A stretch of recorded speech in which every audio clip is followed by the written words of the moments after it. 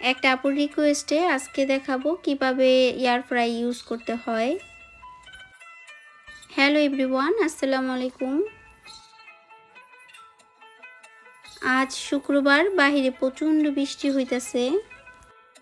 চলেন রান্না করি আর আপনাদের সাথে কথা বলি।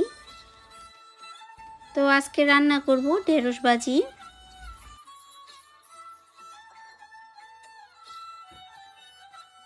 জাপানের মার্কেটগুলোতে এরকম কাটা মাছ প্যাকেট আকারে পাওয়া যায়। এই মাছগুলো কিন্তু খেতে খুবই মজা। আমি এই ভাজিটাতে ছোট ছোট চিংড়ি মাছ দিছি, বোঝাই যাইতেছে না, একেবারে পেঁয়াজ কালার হয়ে গেছে। আমার কাছে ভাজি জাতীয় খাবার বেশি ভালো লাগে। আপনাদের কাছে কেমন লাগে অবশ্যই কমেন্ট করবেন।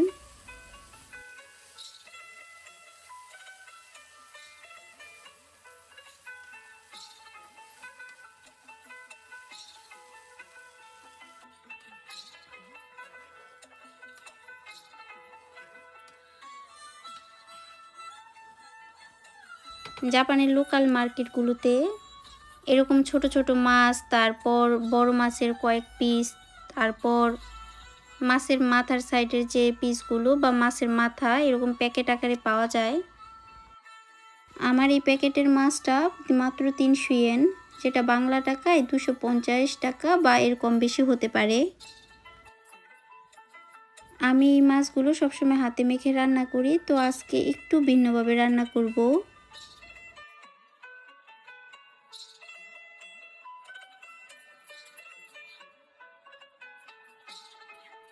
আর নিচে চিকেনটাও আজকে ভিন্নভাবে রান্না করব, চিকেন কোরমা স্টাইলে।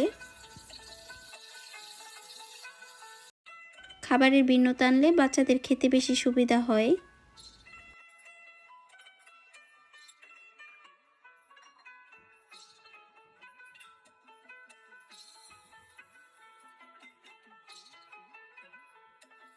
আমি রান্নার ফাঁকে ফাঁকে আমার কিচেন ক্লিন করতে থাকি, এতে করে কাজ করতে অনেক সুবিধা হয়।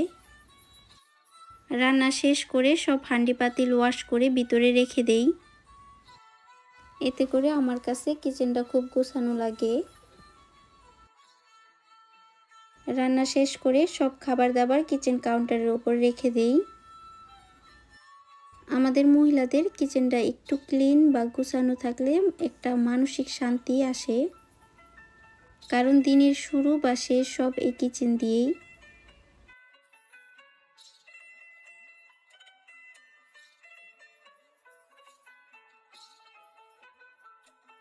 একটা আপু জানতে চাইছিলেন আমি এয়ার ফ্রাইটা কিভাবে ইউজ করি,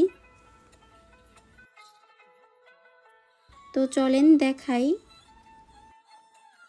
ফার্স্টে আমি এর ভিতরে কিছু পটেটো দিয়ে নিই। আমার এই তারটা নর্মালি 2 ফ্ল্যাকের।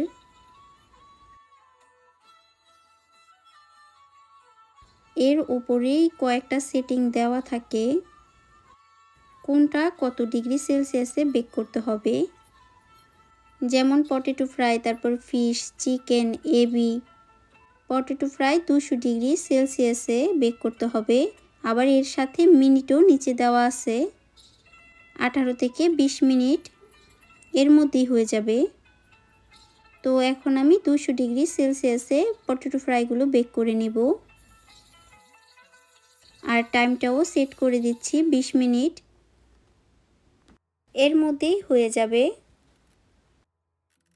কারো যদি 3 তারের ফ্ল্যাগটা আসে তাহলে এই টাইপের ফ্ল্যাগগুলো ইউজ করতে পারেন। আমার এটা বাড়ির সাথে অ্যাটাচড ছিল। যদি না থাকে তাহলে লম্বা ফ্ল্যাগগুলো যেমনটা দেশে পাওয়া যায় ওই টাইপের ফ্ল্যাগগুলো ইউজ করতে পারেন, ওইগুলো জাপানেও পাওয়া যায়। সবাই ভালো থাকবেন। আজকের ভিডিও এখানেই শেষ করতেছি। আল্লাহ হাফেজ।